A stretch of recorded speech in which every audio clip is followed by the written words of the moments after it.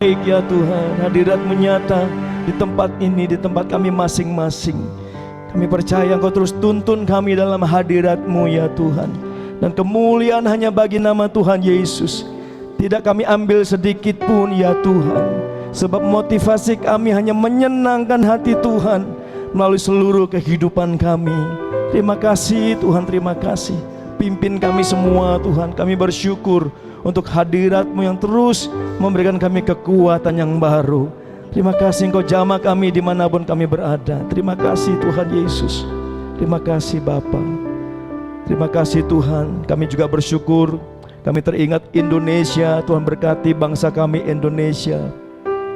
Kami bersyukur Tuhan untuk nanti pemilihan kepemimpinan di bangsa ini. Kami minta Tuhan, mari pemimpin yang nasionalis, pemimpin yang mengerti isi hati Tuhan. Engkau sungguh Tuhan percayakan untuk bangsa ini. Mari Indonesia ada di tangan-Mu ya Tuhan. Kami bersyukur untuk jiwa-jiwa di Indonesia. Gereja-gereja-Mu banyak berdoa, banyak memuji, banyak menyembah. Dan biarlah itu menyenangkan hati-Mu sehingga bangsa ini Tuhan diberkati oleh Engkau. Terima kasih Tuhan, Engkau ajaib. Engkau ajaib bagi setiap kami. Terima kasih. Dan sebentar Tuhan, kami juga rindu untuk dituntun oleh firman-Mu. Kami bersyukur untuk hamba-Mu yang telah hadir akan memberkati setiap kami. Kami siapkan hati, kami siapkan pribadi kami untuk kami boleh dengar akan firman Tuhan. Terima kasih Bapak, terima kasih.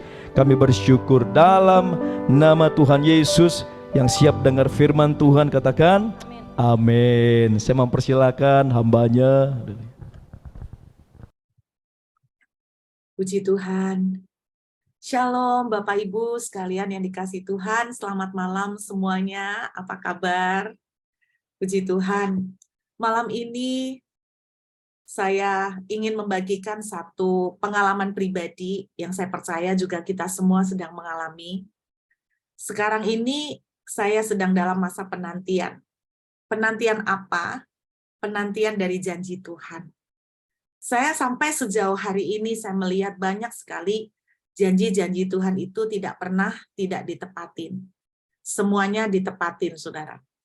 Tetapi tidak bisa dipungkiri ketika di dalam masa menantikan janji Tuhan, masih juga walaupun saya melihat janji Tuhan ditepati di masa-masa yang lalu, tetap tidak bisa menghindarkan, tetap tidak bisa menyangkal bahwa pengalaman-pengalaman itu seperti keraguan, mulai bimbang, mulai down, mulai kembali meragukan apakah mungkin janji Tuhan akan terjadi. Melihat fakta yang ada kok lebih sulit daripada apa yang Tuhan janjikan. Tidak bisa disangkal bahwa sebagai manusia yang normal saya masih mengalami proses itu, saudara. Tetapi beberapa waktu terakhir ini Tuhan mengingatkan kembali, Tuhan selalu punya cara untuk menguatkan saya secara pribadi. Saya sekitar 3 minggu yang lalu, seseorang dari Melbourne menghubungin saya. Inti ceritanya bahwa dia itu berjuang untuk mendapatkan permanent resident di Australia.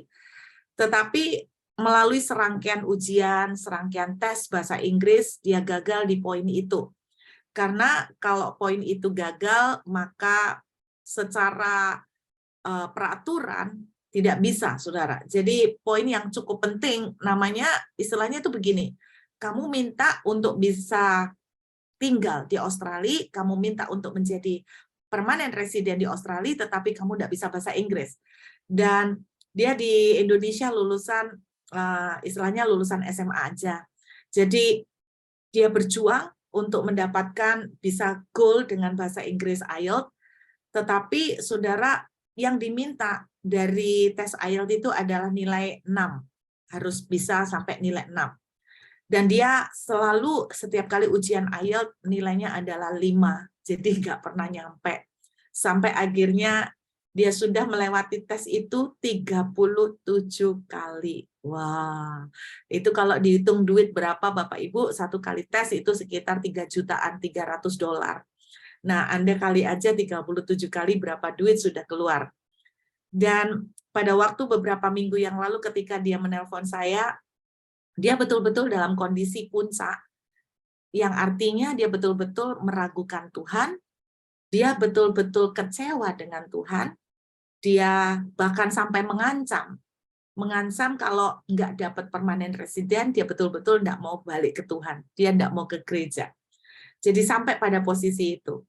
Singkat cerita, Bapak Ibu, kami berdoa bersama, kami ngobrol, saya berbicara tentang firman ke dia, dan ajaibnya beberapa hari kemudian, sesuatu mujizat terjadi, Bapak Ibu. Inggrisnya tetap 5. Tetapi yang luar biasa, ajaib bahkan sampai lawyer yang mengurus dia punya dokumen, itu sampai heran dan geleng kepala, karena walaupun Inggrisnya jelas-jelas tidak memenuhi persyaratan, tetapi pada akhirnya dia dikasih, dia dapat, dia goal permanent resident. Yang saya mau katakan sama Bapak Ibu bahwa saya melihat dari cerita itu ternyata Tuhan mengingatkan kembali bahwa adakah yang terlalu sulit bagi Tuhan. Firman Tuhan mengatakan begini, semua yang Tuhan janjikan, dari semua yang Tuhan janjikan, tidak ada satupun yang tidak digenapi. Semua digenapin. Amin Bapak Ibu, yang setuju dan sepakat katakan amin. Saya percaya kok semua teman-teman yang hadir di BD Raja Wali malam ini sedang memegang janji Tuhan. Mungkin janji soal kesembuhan, mungkin janji soal berkat materi, mungkin janji soal rumah tangga, mungkin janji soal anak, mungkin janji soal keturunan, apapun. Saya mau ajak Bapak Ibu sepakat.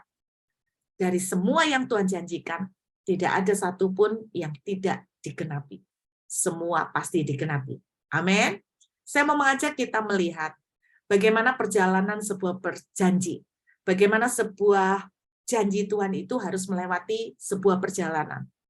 Di dalam Yesaya pasal 55, kita tidak perlu buka Bapak Ibu, tetapi Yesaya 55 ayat 11 itu menuliskan begini, janji Tuhan itu dari satu titik janji Tuhan, firman Tuhan, tidak ada yang akan gagal, semua akan digenapi, semua akan ditepati. Tetapi kalau kita membaca dalam kitab Yesaya, kita akan tahu bahwa janji Tuhan itu seperti Tuhan bilang di dalam Yesaya 55, seperti hujan yang turun dari langit ke bumi tidak akan kembali lagi ke langit. Berarti artinya dari hujan yang turun pasti akan terjadi. Amin. Janji Tuhan pasti akan terjadi. Tidak akan kembali dengan sia-sia. Tetapi kita harus lihat, Tuhan mengumpamakan bahwa seperti air hujan yang turun dari langit, lalu jatuh ke bumi, lalu mengalir di tanah, lalu mengairi tanaman-tanaman, lalu tanaman itu tumbuh menjadi tunas, menjadi bunga, lalu kemudian akhirnya menjadi buah, dan kemudian menjadi berkali-kali lipat, dan kita menikmatinya. Berarti ada sebuah perjalanan. Betul ya Bapak Ibu ya? Jadi ketika Tuhan memberikan janji, aku akan memberkati anakmu, aku akan membawa anakmu misalnya sekolah ke luar negeri, aku akan memberikan pekerjaan yang bagus untuk anak-anak, aku akan memberikan kesembuhan dan sebagainya. Apapun yang Tuhan yang janjikan pada saudara, harus melewati satu rute perjalanan. Kalau kita lihat dari Yesaya 55, rute perjalanannya harus melewati mengalir dulu di tanah, kemudian diambil oleh tanaman, kemudian tanaman butuh waktu untuk bertumbuh menjadi tunas, dari tunas menjadi bunga, kemudian menjadi buah, itu butuh waktu semua. Berapa lama waktunya? Setiap tanaman berbeda-beda. Ada yang 3 bulan sudah berbuah, ada yang 3 tahun baru berbuah, bahkan ada yang 10 tahun baru berbuah. Betul ya? Nah, seperti itulah perjalanan dari sebuah janji Tuhan. Bagi saudara yang sedang menunggu janji Tuhan, saya berdoa, kita akan lihat sama-sama tentang perjalanan janji Tuhan dalam Kisah Para Rasul. Mari kita buka dalam Kisah Para Rasul, pasal yang ke-16, ayat yang ke-9. Kisah Para Rasul pasal yang ke-16 ayat yang ke-9. Kalau saudara melihat perjalanan dari visi atau janji Tuhan, kita akan bisa melihat dari perjalanan Paulus dan kita akan melihat bagaimana dia mengalami semuanya itu dan bagaimana dia akhirnya kuat dan berkemenangan. Ayat 9 dari Kisah 16. Pada malam harinya tampaklah oleh Paulus suatu penglihatan. Ada seorang Makedonia berdiri di situ dan berseru kepadanya, katanya, menyeberanglah kemari dan tolonglah kami. Jadi Rasul Paulus mendapatkan satu penglihatan. Saudara, penglihatan itu beda dengan mimpi. Kalau mimpi pada waktu tidur, kalau penglihatan pada waktu melek. Tetapi dua-duanya sama, pasti seperti gambar layar gambar adegan di televisi yang jalan. Nah, pada waktu itu Paulus mendapatkan suara Tuhan. Suaranya tentang apa? Dia mendapatkan satu penglihatan ada seorang Makedonia. Dalam bahasa Inggrisnya lebih jelas. There is a man. Ada seorang laki-laki. Jelas sekali seseorang Makedonia ini adalah seorang laki-laki. Berdiri di situ dan berkata kepadanya, menyeberanglah kemari dan tolonglah kami. Jadi Paulus ini mendapatkan sebuah penglihatan mengenai pria yang meminta pertolongan supaya Paulus menyeberang ke Makedonia. Ini sama seperti diumpamakan kalau saudara dapat janji Tuhan. Saudara mungkin dapat janji tentang kesehatan, tentang kesembuhan, tentang berkat, tentang pekerjaan, apa saja. Mirip dengan ayat 9. Mari kita lihat bagaimana perjalanan dari visi ini. Anda perhatikan di ayat yang ke-10. Kita lihat dulu ayat 10. Setelah Paulus melihat penglihatan itu, segeralah kami mencari kesempatan untuk berangkat ke Makedonia. Nah, Paulus segera mencari kesempatan untuk berangkat ke Makedonia. Karena dari penglihatan itu kami menarik kesimpulan. Jadi dia ini menafsirkan penglihatan itu bahwa Tuhan mau kami itu memberitakan Injil kepada orang di Makedonia. Jadi Paulus mungkin segera cari tiket, naik kapal, pergi ke Makedonia. Nah, ini satu pelajaran pertama yang harus kita belajar dari sebuah janji. Ketika Bapak Ibu mendapatkan sebuah janji atau nubuatan dari Tuhan, maka yang dilakukan oleh Paulus adalah dia melangkah. Dan saudara dan saya harus melangkah. Kalau Tuhan memberikan janji tentang kesembuhan misalnya, saudara harus melangkah. Melangkahnya gimana dong Bu kesembuhan? Tuhan bilang begini, kalau kamu minta sesuatu, istilahnya apa? Bertindaklah seperti kamu telah menerimanya. Nah, kalau kita mengatakan Tuhan memberikan janji kesembuhan, maka yang harus saudara dan saya lakukan adalah bersikap seperti sudah menerima. Jadi kita katakan, aku sembuh, aku sehat, pinggangku tidak sakit lagi, aku sehat, aku kuat. Nah, itu salah satu contoh bentuk langkah yang simple, ya Bapak Ibu. Dan saya sering ngomong sama anak-anak muda, di kebaktian muda, anak-anak muda, kalau Tuhan memberikan kamu sebuah janji bahwa kamu akan mendapatkan jodoh, maka melangkahlah. Melangkah bagaimana? Keluarlah, bergabung dengan komunitas, di mana ada banyak anak-anak muda yang seusia sepantaran dengan kamu. Jadi jangan mengunci diri di kamar, jangan tidak pernah keluar rumah, lalu kemudian berharap akan seperti Mr. Bean, tulang rusuk saudara jatuh di depan rumah, lalu ketok pintu dan berkata, Tuhan bicara. Katanya tulang rusuk saya ada di sini. Saudara tidak bakal kejadian deh itu. Kalau mungkin di perjanjian lama bisa terjadi, kalau perjanjian baru sudah nggak seperti itu ya. Jadi yang dilakukan oleh Rasul Paulus adalah dia melangkah. Nah ini saudara harus tahu bahwa ketika Tuhan memberikan janji, melangkahlah. Kalau Tuhan berjanji akan memberikan sebuah rumah, memberkati saudara dengan sebuah rumah, nggak lagi kontra-kontra, maka saya menghimbau, mengajak saudara melangkahlah. Melangkah gimana buruh atau nggak punya duit? Cari dulu dong. Cari kan nggak pakai duit, Bapak Ibu. Cari rumah yang di daerah mana dan rumah seperti apa yang saudara suka. Mulai nanya sama brokernya, mulai nanya sama agen propertinya, mulai nanya, kemudian mulai dibawa dalam doa. Itu langkah baby step, langkah bayi banget yang bisa kita lakukan. Jadi ini juga yang dilakukan oleh Rasul Paulus. Nah, kita lihat mulai dari ayat yang ke-13. Ini ceritanya Rasul Paulus sudah sampai ke Makedonia. Anda akan lihat perjalanannya. Pada hari Sabat kami keluar pintu gerbang kota, kami menyusur tepi sungai dan menemukan tempat sembahyang Yahudi yang sudah kami duga ada di situ. Ini sudah masuk di Makedonia. Setelah duduk kami berbicara kepada perempuan-perempuan yang ada berkumpul di situ.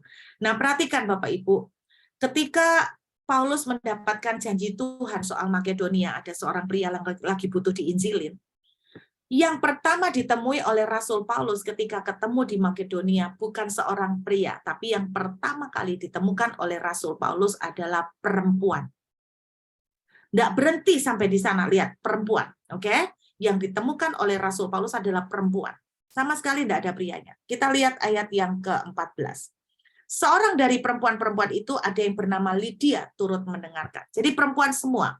Lalu kita lompat. Kemudian ke ayat yang ke-16. Pada suatu kali ketika kami pergi ke tempat sembahyang itu, kami bertemu dengan seorang hamba perempuan. Anda perhatikan, lihat. Perempuan, perempuan, perempuan terus. Padahal di mimpinya, di penglihatannya, di nubuatannya adalah seorang pria. Tetapi yang ditemukan perempuan, perempuan, perempuan. Ini pelajaran kedua yang kita bisa tarik dari cerita ini, bahwa sebuah janji atau nubuatan atau vision dari Tuhan pasti akan berhadapan yang pertama-tama itu dengan lawan baliknya, kebalikannya. Jadi Anda akan lihat, dapat janji Tuhannya seorang pria, yang dihadapin realitanya adalah wanita dan wanita. Ini yang Anda harus sadari, ketika Tuhan memberikan sebuah janji, Anda jangan kaget, maka yang akan segera Anda temukan adalah kebalikannya. Sering ngalamin begitu Bapak Ibu? Tuhan bernubuat, berjanji akan memberkati, lah kok tambah parah keuangannya, ya kan? Tuhan berjanji akan memberkati dengan terobosan pekerjaan saudara, lah kok tambah menurun. Tuhan berjanji akan memberikan jodoh, kok malah sepi pasarannya, kok malah nggak ada yang telepon, kok malah nggak ada yang pendekatan, jangankan PDKT, Bu, ngelerek aja juga enggak. Nah, kok tambah adem ayem, kok tambah sunyi senyap. Jangan kaget, karena itu pun sudah dialami oleh banyak anak-anak Tuhan di Alkitab. Anda ingat cerita tentang Yusuf? Tuhan janji gini, aku akan membuat engkau menjadi pemimpin, kan, melalui mimpi di mana dia melihat berkas-berkas gandum punyanya saudaranya dan punyanya papanya, semua tunduk kepada dia, ya kan? Akan membuat dia menjadi pemimpin. Tetapi Anda tahu, langsung hari setelah kejadian itu, apa yang dihadapin Yusuf pertama kali adalah sumur. Boro-boro ditinggikan. Boro-boro ditinggikan. Dalam kondisi sama rata aja, enggak, malah kebalikannya total drastis, langsung diinjak-injak di bawah sumur. Setelah dari sumur, dijual jadi budak. Bapak Ibu, saya baru ngerti kalau jual budak di Israel itu ditelanjangi loh saudara. Kenapa? Karena mereka kalau melihat budak, mereka harus memastikan nggak ada panunya, nggak ada kelainan kulit di balik bajunya. Jadi Anda bayangkan orang ganteng kayak Yusuf, yang tadinya selalu dikasih pakaian yang serba indah sama bapaknya, tiba-tiba pakaian serba indah, pakaian adalah bicara tentang jabatan, pakaian bicara tentang kehormatan, pakaian bicara tentang status. Tapi Alkitab menceritakan hal yang terjadi pada Yusuf setelah mendapatkan banyak mimpi adalah dia ditelanjangi. Dia dimasukkan ke sumur, dijual jadi budak. Anda perhatikan kebalikannya sama sekali. Jadi Bapak Ibu, saya ingatkan, jangan kaget kalau Anda akan mengalami bahwa setiap visi atau setiap janji dan nubuatan Anda mengalami kebalikannya. Selanjutnya, saya ajak lagi melihat hal ketiga yang kita perlu belajar. Kita lihat ayat yang ke-19.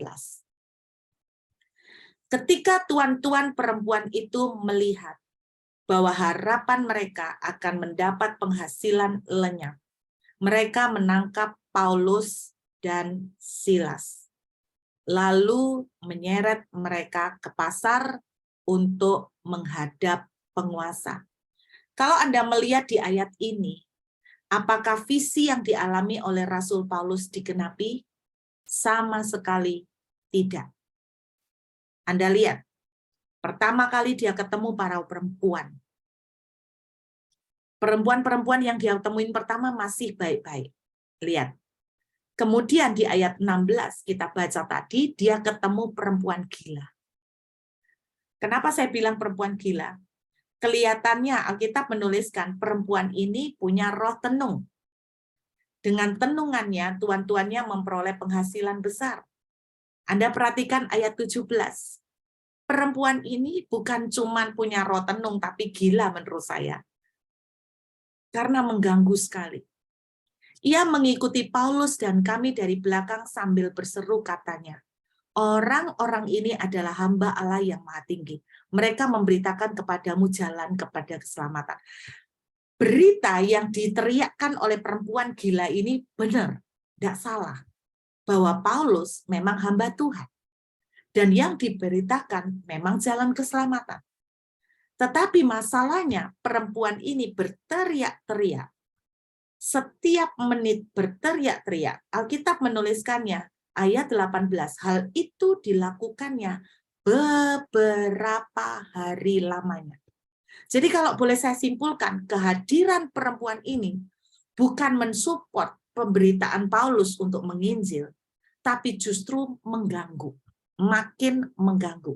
Sampai di titik ini, Anda lihat apa yang didapatkan oleh Paulus tentang janji Tuhan sama sekali tidak ada titik terang. Malah yang dia hadapin gangguan yang menyakitkan, gangguan yang berisik sekali. Tiap menit perempuan ini, bayangin, Paulus lagi berusaha ngomong, saudara-saudara aku mau, dengarkanlah ini hamba-hamba Tuhan. Dia memberitakan jalan selamatan. Ya Bu, sabar Bu, tenang Bu, saya mau ngomong Bu. Saudara, saya mau saksi nih. Kami mau, dengarkanlah, inilah hamba-hamba Tuhan yang memberitakan jalan keselamatan. Coba Anda bayangkan gitu. Ini ngomong belum selesai, perempuan ini nyela terus, dan dia mengganggu sekali. Anda perhatikan. Satu pelajaran lagi yang kita dapatkan. Lihat Bapak Ibu. Bukan cuman Paulus sudah melangkah, tapi kemudian apa yang dihadapin realita yang terbalik. Tetapi hal yang ketiga yang Bapak Ibu harus ingat. Dalam perjalanan kita menunggu janji Tuhan digenapi, janganlah kaget. Karena iblis akan makin terus menyerang saudara dengan tujuan supaya saudara stop. Saudara menyerah, supaya saudara berhenti, saudara tidak lagi menganggapi janji Tuhan, saudara tidak lagi menaruh iman kepada janji Tuhan, saudara menyerah, kalah. Ini tujuan iblis. Memang kelihatannya perempuan ini memberitakan berita yang sama. Tetapi kehadirannya dia yang mengganggu sebetulnya dengan tujuan supaya Paulus itu stop. Iblis akan berusaha dengan banyak cara supaya iman Bapak, Ibu, dan saya terhadap janji Tuhan berhenti. Supaya penantian saudara untuk melihat penggenapan janji Tuhan itu berhenti. Iblis akan pakai banyak cara untuk bikin saudara menyerah. Saya mengingat teman saya yang kemarin mengajukan permanen resident 37 kali. Aduh, Bapak Ibu, saya tidak bisa bayangkan 37 kali. 5 kali aja mungkin dan nyerah-nyerah memang dasar. Mungkin saya akan berpikir gini, dasar mungkin aku memang kurang pinter ya bahasa. 37 kali itu amazing loh. Tetapi luar biasanya dia 37 kali tidak menyerah. Walaupun yang ke-37 tetap 5, saudara. Luar biasa banget. Saudara, saking dia itu kepepet. Kepepet apa, Bu?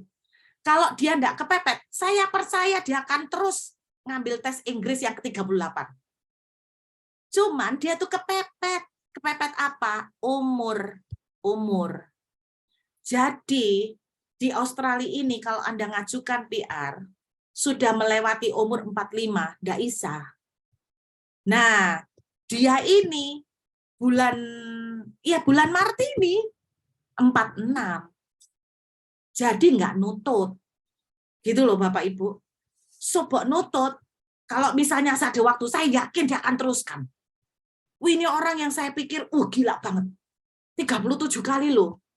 Les Inggris, belajar Inggris, nggak lulus-lulus. Tetap 5 dari dulu, sekarang, dan selamanya. Saya sampai godain dia. Kamu demen banget ya sama angka 5? Iya, C. Tapi memang pinter kamu milih angka 5. Angka 5 itu kalau di Alkitab angka favor. Oh ya, C? Iya. Itu angka favor. Saya guyonan sama dia. Di tengah keputusasaannya dia. Terus saya bilang, angka 5 itu favor. Nah, di sini kan ada Pak Benjamin.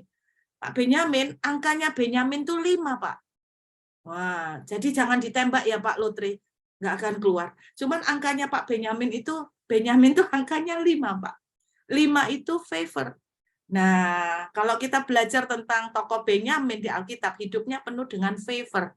Hoki melulu. Nah, saya berdoa Pak Benyamin, hidup Pak Benyamin hoki melulu. Dari hoki ke hoki, dari hoki ke hoki. Ya Pak. Kalau saudara Inggrisnya dapat 6, terus lulus PR, ya itu memang harus kayak gitu, harus 6. Tapi teman saya yang di Melbourne ini, Inggrisnya sampai yang ke-37 kali, tetap 5. Terus kemudian dapat permanent resident. Itu namanya hoki, Pak, ya. Itu namanya kemurahan Tuhan, favor.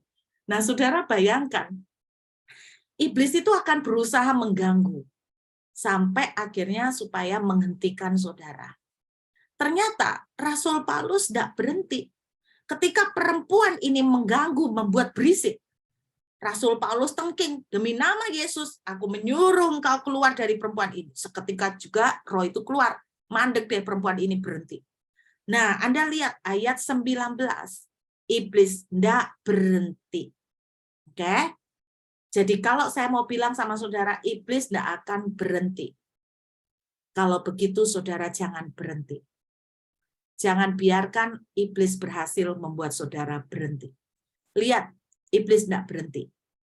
Apa yang terjadi? Perempuan, orang-orang itu, tuan-tuan dari perempuan itu, yang tadinya banyak dapat jien, dapat kekayaan dari perempuan roh tenung, saudara karena penghasilannya lenyap, lalu mereka menangkap Paulus dan Silas. Jadi rupanya tuan-tuan perempuan ini pejabat Bapak Ibu. Kenapa? Karena mereka bisa punya otoritas untuk bisa menangkap Paulus dan Silas. Berarti ini rupanya pejabat-pejabat. Jadi ini zamannya sekarang itu gini loh, pejabat ini pakai orang pintar. Jadi pejabat ini pakai dukun. Jadi gara-gara dukun ini mereka tuh kaya. Nah, saya percaya sekarang praktek seperti ini masih banyak, ya kan? Nah, dukunnya ternyata sudah tidak sakti lagi, saudara. Ngamuk, marah pejabat-pejabatnya, penghasilannya ketutup. Lalu mereka menangkap Paulus dan Silas, menyeret ke pasar untuk menghadap ke penguasa. Jadi mereka punya istilahnya, mereka punya kuasa terus menghadap penguasa yang lebih tinggi. Nah, terus di ayat 20, perhatikan, lihat Bapak Ibu. Ini kalau cuma rakyat jelata belum tentu didengarkan sama penguasa. Jadi mungkin mereka juga banyak menyogok ini ya, penguasa-penguasa, polisi, tentara. Setelah mereka membawa keduanya menghadap pembesar kota. Wah, pembesar kota. Jadi mereka mungkin pejabat tingkat RT RW kayak gitu-gitulah Saudara ya. Berkatalah mereka katanya, orang-orang ini mengacau kota kita, kata mereka, karena mereka orang Yahudi. Dan mereka mengajarkan adat istiadat yang kita sebagai orang Rom tidak boleh menerimanya atau menurutinya. Juga orang banyak bangkit menentang mereka. Lalu pembesar kota menyuruh mengoyakkan pakaian dari tubuh mereka. Perhatikan. Mengoyakkan pakaian dari tubuh Paulus dan Silas dan menyiksa mereka. Iblis tidak berhenti, Anda lihat. Ketika iblis kirimkan perempuan tenung, Paulus dan Silas tidak berhenti. Kemudian iblis mengirimkan cara yang lain, yaitu membuat mereka dipenjara. Alkitab menuliskan ayat yang ke-24, kepala penjara memasukkan mereka ke ruangan penjara yang paling tengah. Dalam bahasa Inggris disebut dengan kata dungeon. Dungeon itu bagian penjara yang tertutup rapat, dalam arti tidak ada bolongan, tidak ada jendela. Nah, kalau Anda melihat penjara yang seperti jeruji-jeruji, kan kita masih bisa melihat cahaya. Nah, dungeon itu betul-betul Anda tidak bisa melihat cahaya. Sehingga mereka itu nggak tahu itu malam atau itu siang. Anda bayangkan, dan bukan cuma itu, Paulus dan Silas dipasung. Tangan dibelenggu, kaki dirantai juga. Anda perhatikan. Iblis akan berusaha dengan semaksimal mungkin untuk membuat saudara dan saya berhenti.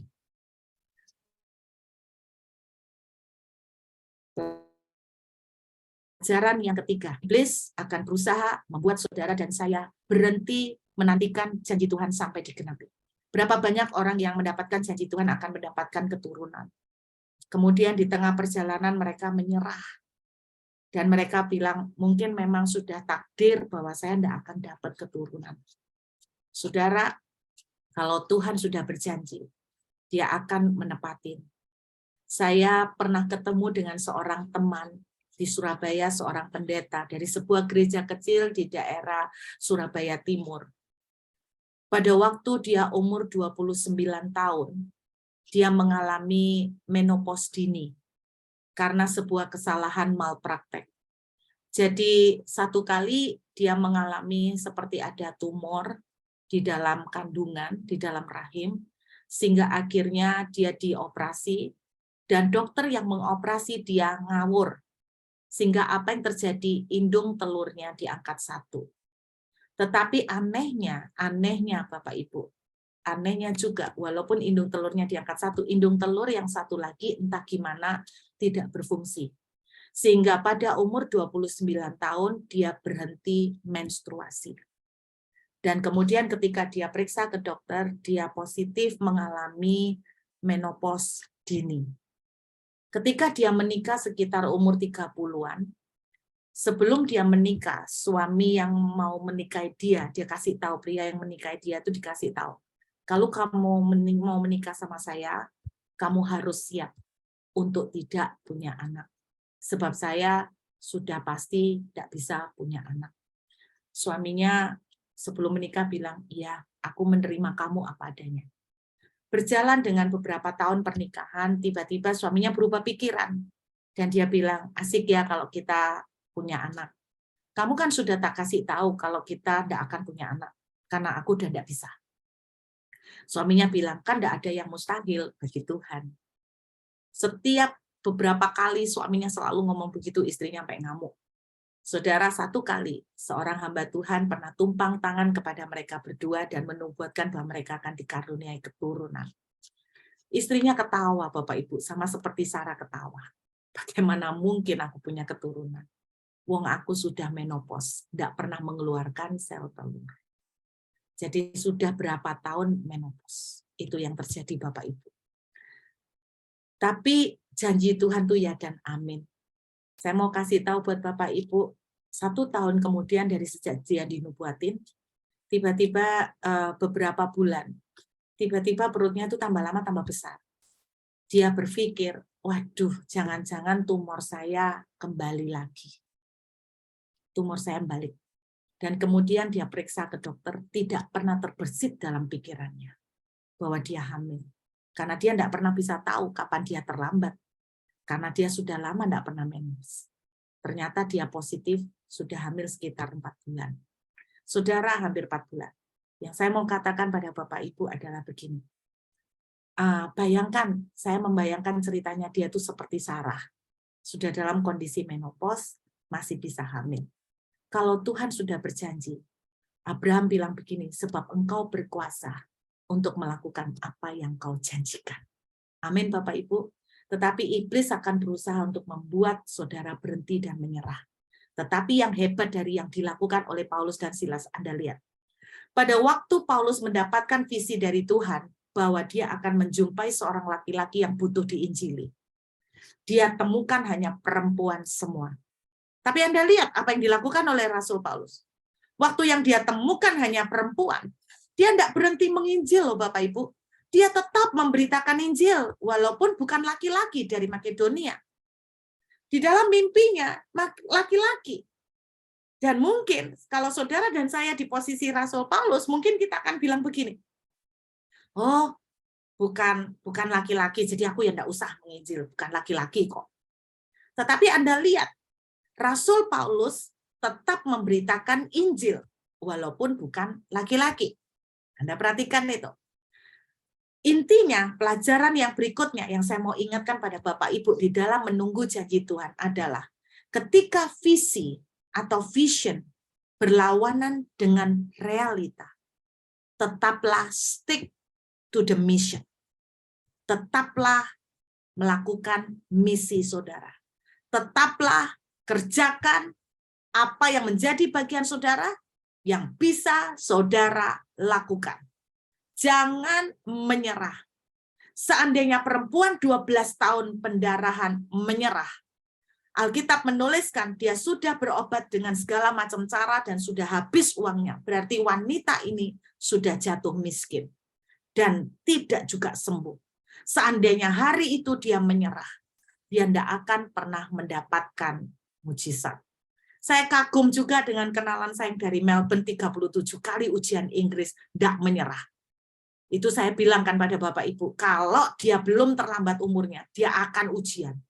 Saya tanya sama dia, lu kalau umurnya masih keburu, lu ujian lagi nggak? Ujian lagi, C. Berapa kali? Nggak tahu, pokoknya gua ujian lagi. Saya sampai bilang begini, pokoknya sampai bukan saya yang bosen sama IELTS yang bosen lihat saya. Dia bilang begitu. Wah, semangatnya luar biasa Bapak Ibu. Pokoknya bukan saya yang bosen sama Inggris. Bahasa Inggris yang bosen lihat saya. Pokoknya dia bilang gitu. Wah, ini gila banget. Saudara, saya berharap semangat ini tidak akan, istilahnya akan juga nular ke saudara dan saya. Kalau Anda seperti Rasul Paulus, Anda lihat, stick to the mission, walaupun realitanya berlawanan. Lakukan terus. Kalau Tuhan sudah bicara, Anda akan mendapatkan pasangan, mendapatkan jodoh. Ya, tetaplah bergaul, tetaplah bersosialisasi. Jangan berhenti di satu kesempatan di mana Anda ketemu banyak teman-teman yang kok enggak ada semua, kok enggak cocok, kok enggak ada yang melihat ke saya, kok enggak ada yang PDKT. Jangan menyerah Bapak Ibu. Jangan menyerah ya. Sarankan anak-anak yuk, jangan menyerah. Loh Bu, apa gitu tuh enggak ngoyo? Oh enggak. Kan Alkitab bilang begini, seorang janda yang minta sama hakim yang jahat kan terus-menerus ketok pintu ya kan?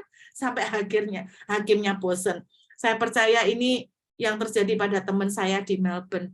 Ini IELTS-nya yang bosan sama dia. Dan dia tetap 5 juga, luar biasa. Luar biasa Bapak Ibu. Tetapi ini yang ajaib. Tuhan bisa mendatangkan mujizat dari cara apapun. Amin, saudara. Jadi ini yang dilakukan oleh Rasul Paulus. Dia tetap melakukan misi. Dia mendapatkan message, pesan tentang menginjili. Dia tetap memberitakan. Dia tetap ngomong. Dia tetap buka mulut, saudara.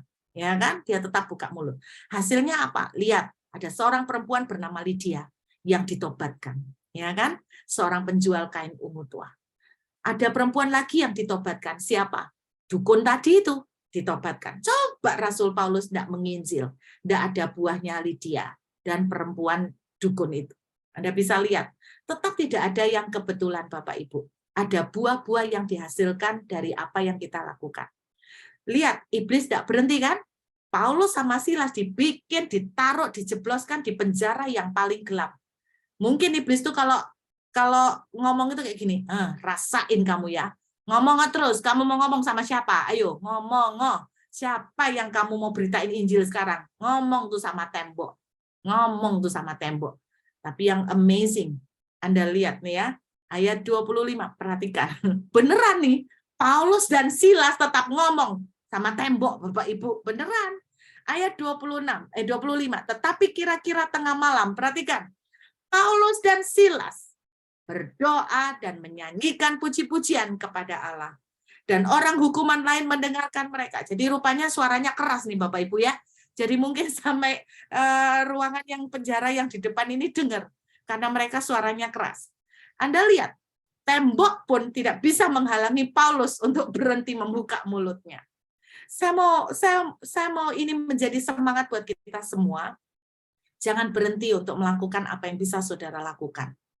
Anda mungkin mendapatkan janji Tuhan mengenai anak-anak akan berubah menjadi luar biasa. Jangan pernah berhenti. Minimal, kalau Anda sudah tidak bisa ngomong kepada mereka, minimal Anda bisa menyanyi seperti Rasul Paulus. Tangan dan kaki Paulus diikat. Tidak bisa jalan kemana-mana. Tidak bisa menemui orang. Tetapi Anda lihat apa yang dia lakukan. Minimal dia bisa tetap deklarasi. Dia tetap bisa menyembah Tuhan. Dia bisa tetap menyuarakan puji-pujian. Perhatikan, dia tidak berhenti loh. Mulutnya tetap dibuka loh. Saya berharap ya, ini orang yang benar-benar benar-benar luar biasa seperti teman saya, 37 kali enggak mau tahu dia. Tetap dia akan ujian. Tetap dia akan ujian. Saya mau katakan buat Bapak Ibu, ini yang dilakukan oleh Paulus. Kalau saudara misalnya nih, pengen punya keturunan, Tuhan sudah janji akan memberikan anak. Ya melangkahlah. Melangkahnya bagaimana? Ya saudara enggak usah diterangkan secara detail lah. Ya melangkahlah, ya kan? Ada orang yang ketemunya sama suami itu jarang-jarang. Terus doanya Tuhan janji memberikan anak.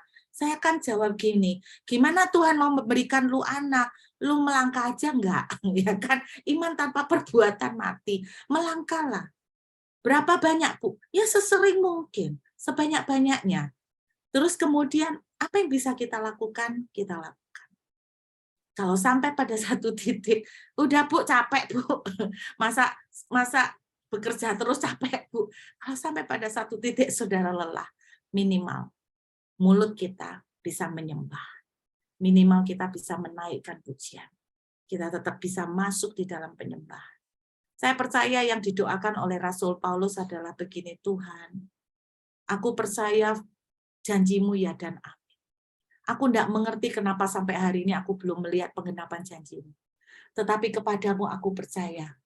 Mungkin dia akan berdoa begini, bagi Tuhan tak ada yang mustahil. Mungkin dia menguatkan imannya. Saudara, itu yang maksimal yang dia bisa kerjakan. Nah, mari kita lihat apa yang terjadi titik puncaknya. Perhatikan, Alkitab menuliskan gempa bumi terjadi, lalu pintu-pintu tiba-tiba buka. Lihat, kepala penjara di ayat 27. Ketika kepala penjara terjaga dari tidurnya dan melihat pintu penjara terbuka. Ayat 27. Ia menghunus pedangnya hendak membunuh diri.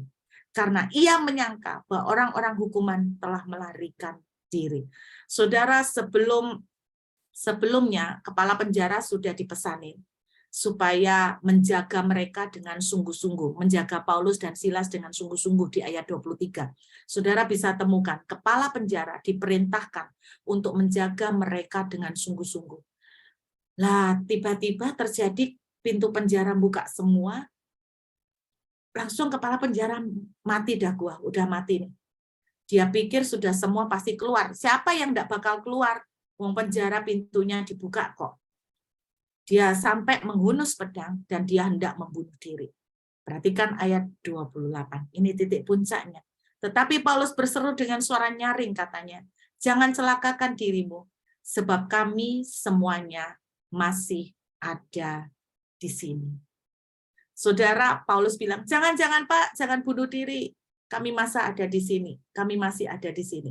Perhatikan ayat 29, kepala penjara menyuruh membawa suluh lalu berlari masuk dan dengan gemetar tersungkurlah ia di depan Paulus dan Silas. Kemudian ia mengantar mereka keluar sambil berkata, Tuan, apakah yang harus aku perbuat supaya aku selamat? Jadi dia melihat kuasa Tuhan dimanifestasikan, lalu dia tanya, Tuan, apakah yang harus aku perbuat supaya selamat? Jawab Paulus, percayalah kepada Tuhan Yesus Kristus, engkau dan seisi keluargamu akan selamat. Hari itu Alkitab menuliskan di ayat yang ke-32, perhatikan. Lalu mereka, siapa? Paulus dan Silas, memberitakan firman Tuhan kepadanya dan kepada semua orang yang ada di rumahnya. Hari itu juga kepala penjara membawa mereka dan basuh bilur mereka. Seketika itu juga ia dan keluarganya memberi diri dibaptis. Anda lihat ayat 33. Perhatikan ayat 33, kalimat terakhir. Seketika itu juga ia dan keluarganya memberi dibaptis. Tadi saya ajak lihat, Kisah Rasul 16 ayat 9, pertama kali Paulus dapat penglihatan. Penglihatan apa Bapak Ibu? Seorang pria dari Makedonia. Ayat 33. Perhatikan apa yang terjadi. Seorang pria dari Makedonia dan keluarganya memberi diri dibaptis. Bukankah ayat 33 adalah penggenapan dari ayat 6? Betul Bapak Ibu? untuk menggenapi dari ayat 6 sampai ke ayat 33. Butuh berapa ayat? Melalui wanita-wanita, melalui dukun gila, melalui penjara. Tetapi pada akhirnya, janji Tuhan, ya dan amin. Inilah perjalanan dari sebuah nubuatan atau janji Tuhan, Bapak Ibu. Ini yang saya mau sampaikan kepada Bapak Ibu, bahwa belajarlah untuk kita melihat setiap janji Tuhan. Jangan kaget kalau kemudian Anda melihat bukan penggenapan, ya, tapi kebalikannya. Yang kedua, yang dilakukan oleh Rasul Paulus, tetaplah stick kepada misi. Tetap kerjakan, tetap lakukan apa yang bisa saudara lakukan. Jangan menyerah, jangan berhenti, sebab janji Tuhan pasti digenapi. Dan yang ketiga, Anda perhatikan usaha yang dilakukan oleh iblis. Dia akan berusaha untuk menghentikan saudara. Tetapi ingat, pada akhirnya Tuhan tidak pernah gagal menepati apa yang Dia janjikan. Amin, saudara. Saya berdoa semua yang menunggu janji Tuhan tidak menyerah. Oke? Tidak menyerah, perhatikan, melangkahlah. Dan ingat, setiap kali kita melangkah, jangan kaget kalau realitanya terbalik. Iblis akan selalu berusaha terus mengganggu dan menghentikan saudara. Tetapi seperti yang diajarkan oleh Rasul Paulus, tetaplah tidak menyerah sampai firman dan janji Tuhan digenapi. Teman saya dari Melbourne sukacita sekali, seminggu yang lalu dia telepon saya, ketawa-ketawa. Lalu dia bilang, aduh puji Tuhan, Tuhan itu akhirnya menggolkan PR-nya, walaupun bahasa Inggrisnya tetap 5. Anda lihat, Tuhan berkuasa. Sekalipun persyaratan harus bahasa Inggris 6, Tuhan berkuasa untuk memberikan jalan. Jangan menyerah Bapak Ibu, semua yang sudah menunggu janji Tuhan, ini kita memasuki masih di awal tahun ya. Jadi mungkin saudara berkata, aku pernah dapat nubuatan, tapi kenapa sampai hari ini belum terjadi? Jangan menyerah Bapak Ibu, jangan menyerah. Ingat ya, Anda harus melangkah. Bu, saya sudah melangkah, Bu. Jangan berhenti untuk melangkah. Bahkan kalau melangkah pun sudah tidak bisa, mulut saudara kan tidak dikunci. Tetaplah mengucapkan deklarasi, tetaplah memperkatakan firman, tetaplah memperkatakan blessing, tetaplah memperkatakan iman, dan tetaplah mengatakan dengan hal-hal yang baik. Jangan pernah berhenti. Ingat Bapak Ibu, dari semua yang dijanjikan Tuhan, tidak ada satupun yang tidak digenapi, semua digenapi. Dan ingat juga kata firman Tuhan, Abraham percaya, walaupun badannya makin lemah, tetapi imannya tidak makin lemah. Sebab ia percaya bahwa Tuhan berkuasa untuk menepati apa yang Dia janjikan. Amin, saudara. Yuk, sama-sama